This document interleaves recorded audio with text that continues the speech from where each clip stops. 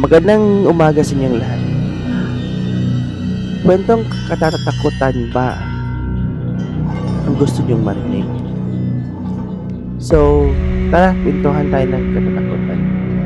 It is real, based on my experience, at walang halong biro. So, eto na.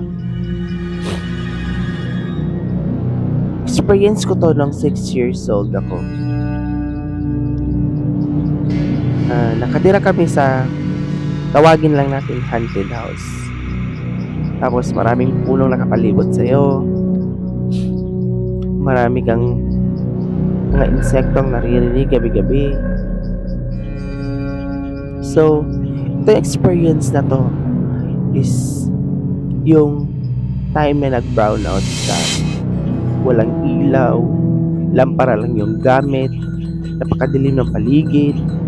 So, yung lampara na yun is nilagay namin sa patahian. So, nagtataka ako, bakit sa tuwing nilalagay namin sa part na yun, yung lampara, is merong mga shadowng lumalabas. Tapos, sinasabi ko sa papa ko, andito naman yung mga shadow. Pero, yung mama ko, tsaka yung kuya ko, is hindi sila nakakakita ng ghost na yun. Sabi ko, Papa, bakit sa tuwing walang ilaw, andito yung mga anino na yan? Sabi naman ng papa ko, hayaan mo na yan. Huwag mo lang silang pansinin.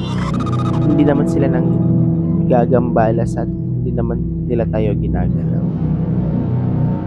So, bakit kaya may mga ganong klaseng kaluluwa?